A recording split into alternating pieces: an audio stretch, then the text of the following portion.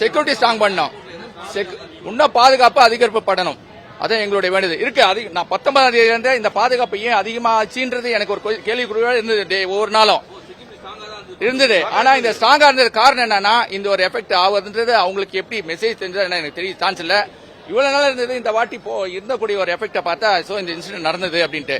அந்த mini Switzerland மாதிரி இருக்கும் அந்த பெகல்காம். மோஸ்ட்லி எல்லாருமே ஹனிமூன் கப்பல்ஸ், மோஸ்ட்லி அத்த ஸ்டூடெண்ட்ஸ். நான் ஸ்டூடெண்ட் பேட்டனை கூப்பிட்டு போவேன். இந்த வாட்டி தான் அந்த மாதிரி இன்சிடென்ட் அந்த இடத்துல நடந்தது. இது இந்த நடந்ததுக்கு நான் ரொம்ப வருத்தம் தெரிவிக்கிறேன்.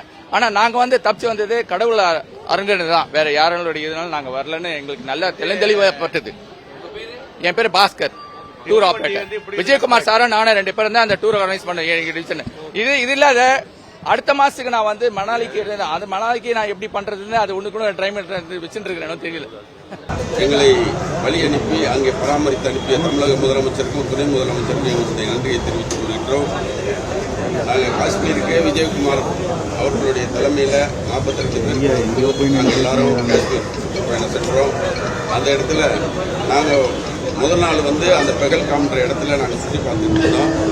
அது லேசாக கொஞ்சம் மழை பெஞ்சதுனால நாங்கள் சீக்கிரமாக திரும்பிடலாம், மழையாக இருக்குதுன்னு சொல்லிட்டு நாங்கள் திரும்பி வந்தோம். மறாத நாள் அதே டைம் நாங்கள் போன அதே நேரத்தில் தான் இந்த சம்பவம் மிகப்பெரிய துயர சம்பவம் நடந்துருச்சு. போன டூரிஸ்ட்லாம் தாண்டி போயிருக்காங்க.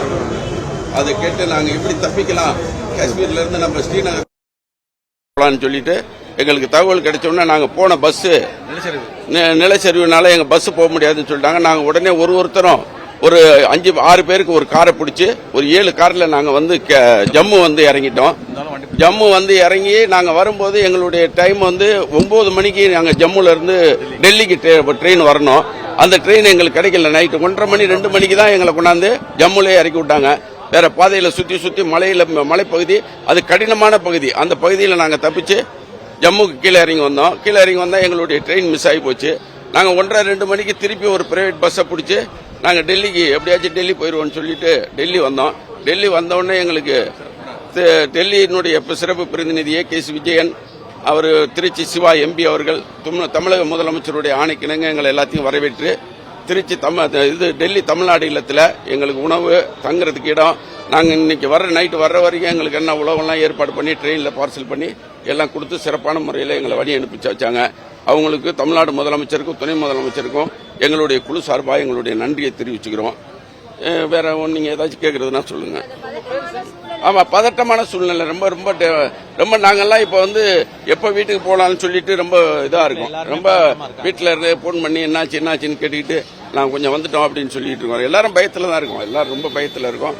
ஆனால் நாங்கள் முதல் நாள் அந்த சம்பவம் இருந்ததுன்னா நாங்கள் அடிபட்டிருக்க வாய்ப்பு இருக்கு. மக்களுடைய நிலைமை ரொம்ப நம்ம டூரிஸ்ட் இல்லைன்னா அவங்க ரொம்ப சிரமப்படுவாங்க. டூரிஸ்ட் தமிழ்நாடு இந்தியாவில் இருக்க அனைவரும் அங்கே டூரிஸ்ட் வராங்க. ஆனால் அவங்களுடைய இந்த மாதிரி சம்பவத்துக்கு அப்புறம் அவங்களுடைய வாழ்வாதாரம் ரொம்ப பாதிக்கப்படும்.